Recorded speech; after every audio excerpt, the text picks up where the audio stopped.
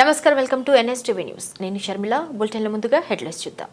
హైదరాబాద్లో న్యాయవాది ఇజ్రాయెల్ ఎర్రబాబు హత్యకు నిరసనగా మంగళవారం స్థానిక న్యాయవాదులు బార్ అసోసియేషన్ ఆధ్వర్యంలో విధులు బహిష్కరించారు. ఈ సందర్భంగా bar association president Gadikoppula Kiran మాట్లాడుతూ, న్యాయవాదిని హత్య చేయడం హేయమైన చర్య అని, కేంద్ర రాష్ట్ర ప్రభుత్వాలు న్యాయవాదుల రక్షణకు వెంటనే ప్రత్యేక చట్టాలను తీసుకురావాలని డిమాండ్ చేశారు. హైదరాబాద్లో ప్రాక్టీస్ చేస్తున్నటువంటి న్యాయవాది ఇజ్రాయెల్ పై జరిగినటువంటి దాడిని మేము ఏమైనా చర్యగా తీవ్రంగా ఖండిస్తున్నాం. మరి మా రాష్ట్ర high court Telangana advocates bar association federation పిలుపు మేరకు ఈరోజు రాష్ట్ర వ్యాప్తంగా విధులను బహిష్కరించడం జరిగింది. దానిలో భాగంగానే ఈరోజు మా యొక్క లక్ష్మీపేట కోర్టు యొక్క విధులను కూడా మరి మేము న్యాయవాదులం బహిష్కరించి మా యొక్క నిరసన తెలియజేస్తున్నాము.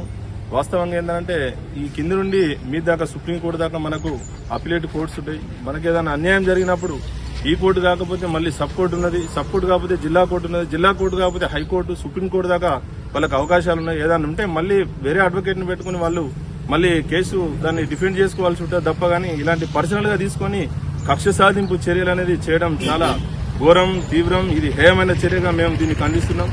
అదేవిధంగా రాష్ట్ర ప్రభుత్వం దీనికి వెంటనే మరి బిల్లు తయారు చేసి అసెంబ్లీలో ప్రవేశపెట్టి తీర్మానం చేపట్టాలి. అదేవిధంగా సెంట్రల్ గవర్నమెంట్ కూడా దీని మీద బిల్ పాస్ చేసి అడ్వకేట్ ప్రొటెక్షన్ యాక్ట్ అనేది ఇమీడియట్లీ తీసుకురావాలి.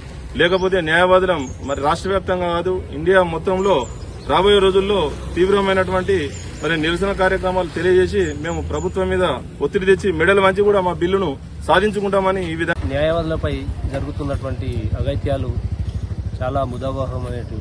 ముఖ్యంగా ఈ భారతదేశానికి స్వాతంత్రం తేవడంలో ముఖ్య భూమిక పోషించినటువంటి వ్యక్తులు ఎవరైతే ఉన్నారంటే ఫస్ట్ లైన్లో ఉన్నది న్యాయవాదులు. ఒకవేళ న్యాయవాదులు కనుక ఇనిషియేషన్ తీసుకోకుండా ఉన్నట్లయితే ఇంకొక 10-20 సంవత్సరాలు వెనుకపోయేది స్వాతంత్రం వచ్చింది. అదేవిధంగా మన తెలంగాణ రావడానికి ముఖ్య భూమిక పోషించింది న్యాయవాదులే.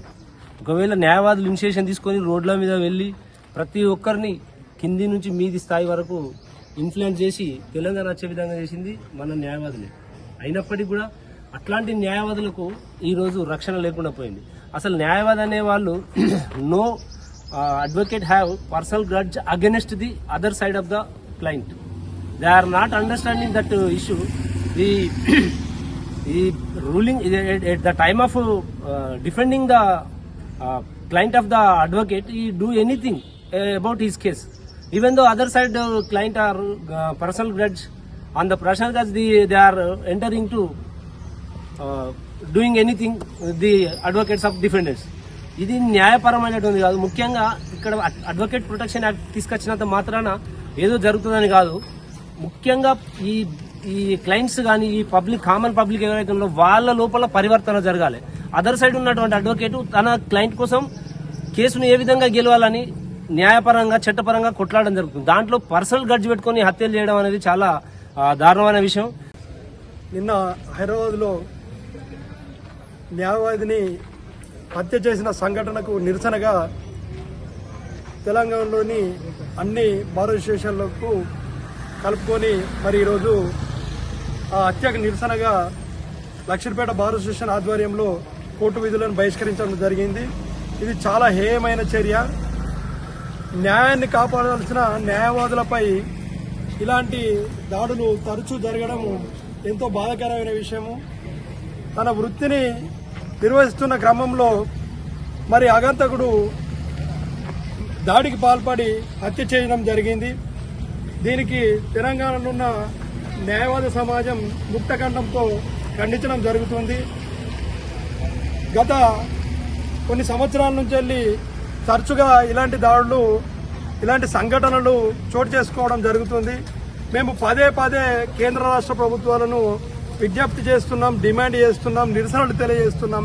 అయినప్పటికీ వారిలో చలనం లేదు.